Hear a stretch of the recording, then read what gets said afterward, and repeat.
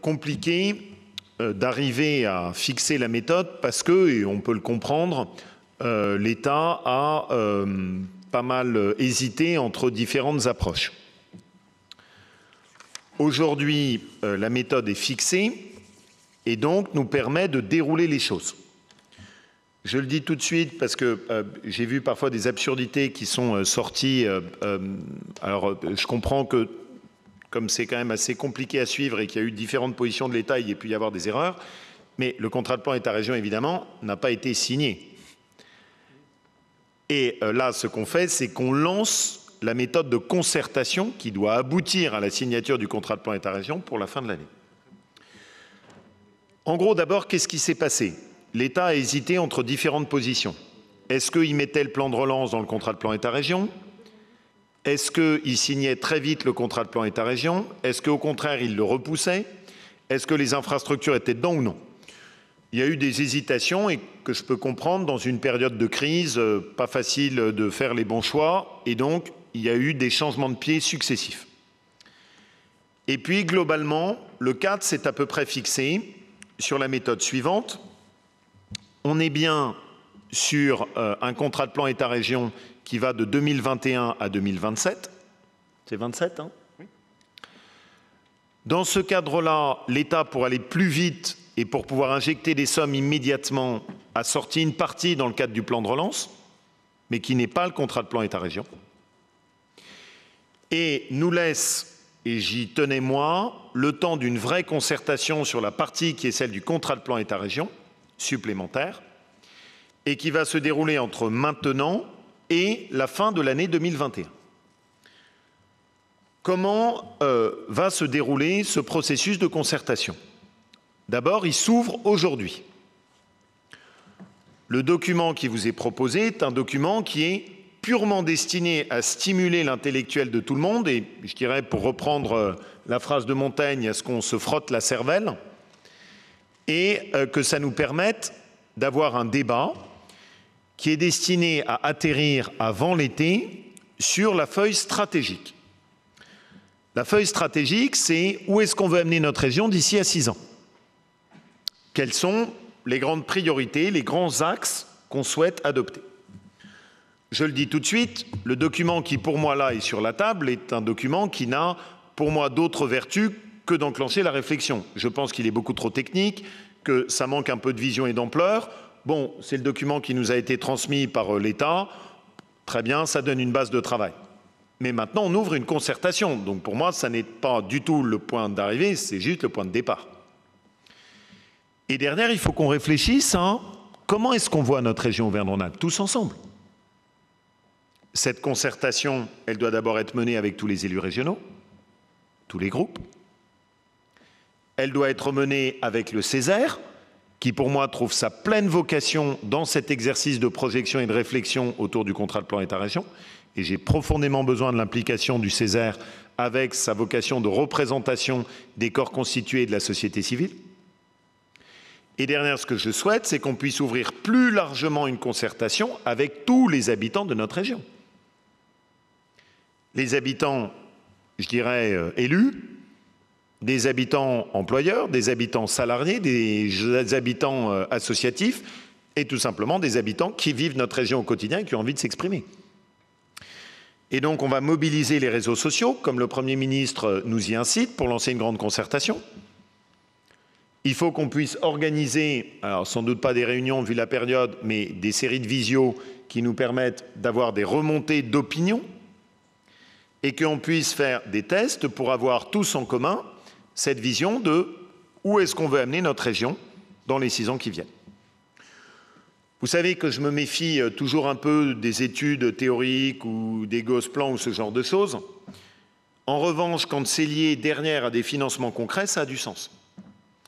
Et donc, on fasse cet exercice en commun assez salutaire où on se pose un instant et on se dit où voulons-nous amener notre région dans 6 ans ? C'est très précieux. Ensuite, dans la foulée de cette vision stratégique, j'aurai la charge d'animer ensuite la déclinaison qui s'incarnera dans des projets territoriaux. C'est-à-dire, département par département, de voir les projets et comment ces projets correspondent à la vision stratégique qu'on aura mis en œuvre. Et conformément au souhait d'Anna Aubois, nous aurons la responsabilité de pouvoir emmener tout ça jusqu'à la signature du contrat de plan État-région, qui, elle, se fera à la fin de l'année 2021. L'objectif pour nous est donc d'avoir ces deux étapes. Un, le débat stratégique. Je vous donne quelques pistes auxquelles on a commencé, nous, à se dire, tiens, est-ce que c'est là où on veut aller? D'abord, avoir une région qui soit parmi les régions européennes, une des régions les plus créatrices d'emplois, par sa capacité d'innovation, par son appui sur un tissu agricole et d'économie de proximité, par sa capacité à être une région agricole avec des produits de qualité, une région qui incarne ce que peut être le dynamisme de l'Europe. Deuxième sujet de réflexion, parce que je pense que c'est une des forces de notre région, c'est d'incarner une région où on défend et on fait progresser la qualité de vie, la région de la qualité de vie en France et en Europe. Et derrière, il faut tous qu'on s'interroge. Qu'est-ce qu'on met derrière cette question de qualité de vie? La qualité de vie, c'est les structures pour les familles. La qualité de vie, c'est la qualité des aliments. La qualité de vie, c'est la sécurité. La qualité de vie, et j'y reviendrai, c'est les temps de déplacement. La qualité de vie, c'est l'aménagement du territoire.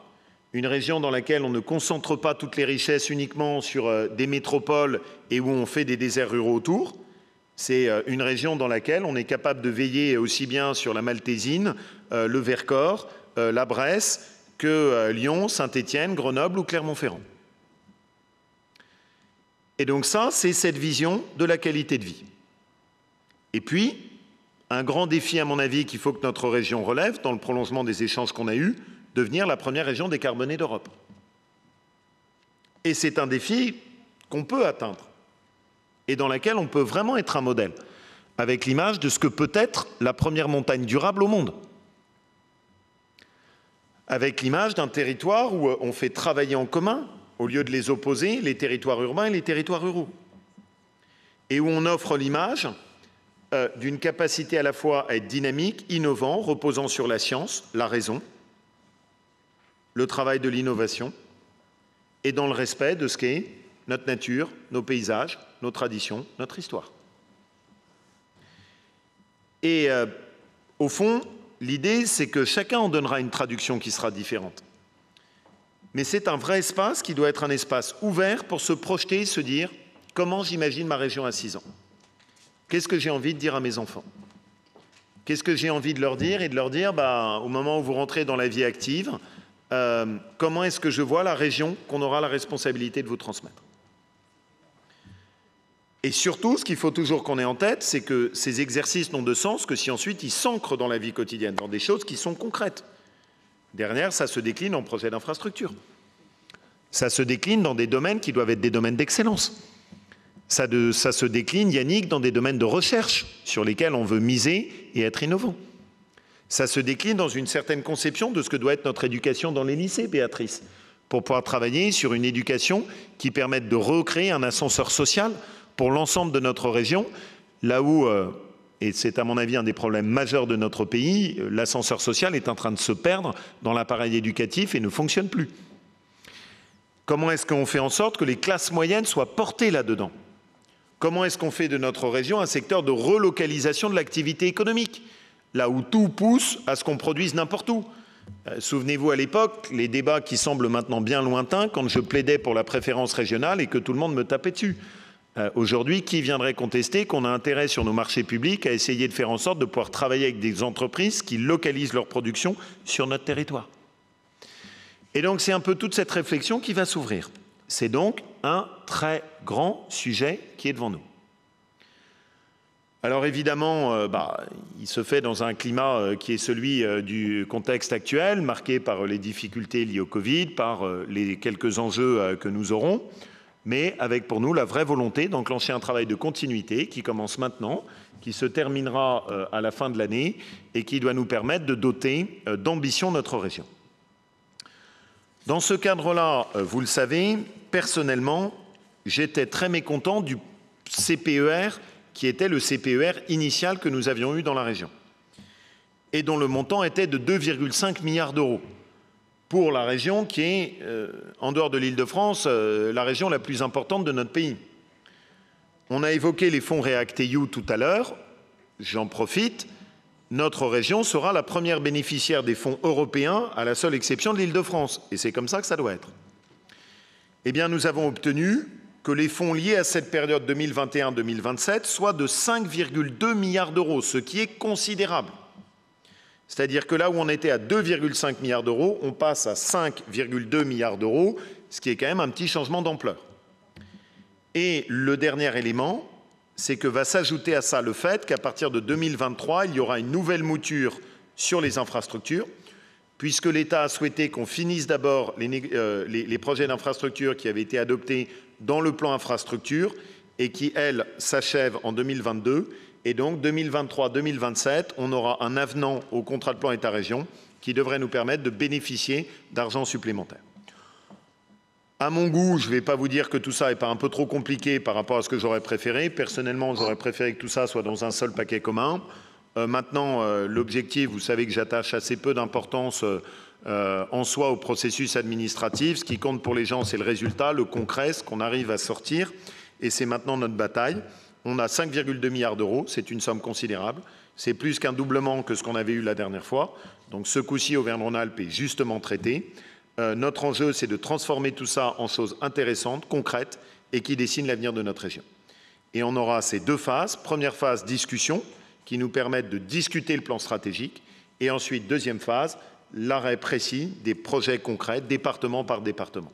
Nous ferons ça en lien avec les départements. J'y suis très attaché. Il faut que notre région travaille avec les départements. Dans d'autres territoires, l'objectif est de tuer les départements. Moi, je crois exactement au contraire. On additionne les forces. On fera ça avec les communes et les intercommunalités. Mais l'objectif est que ce soit porte et fenêtre ouverte sur l'ensemble des habitants de notre région. Et de ce point de vue, le Césaire sera vraiment pour nous un relais précieux, Monsieur le Président. Et c'est très important qu'on puisse l'organiser profondément en commun et avec un travail qui soit construit ensemble. Voilà. En tout cas, je pense que c'est bien parce que ça va permettre de lever certaines incertitudes. J'avais lu des absurdités, par exemple, certains commentaires de certains élus. Monsieur Debat qui, par exemple, disait « Vous avez signé le CPER ». Ben non, évidemment qu'on n'a pas signé le CPER. On enclenche juste la discussion sur le contrat de plan État-région et la signature du CPER est à la fin de l'année. Et c'est pour nous donc une période quand même très stimulante qui s'ouvre et qui va nous permettre de dessiner les contours de l'avenir de notre région. Je passe la parole maintenant aux différents groupes.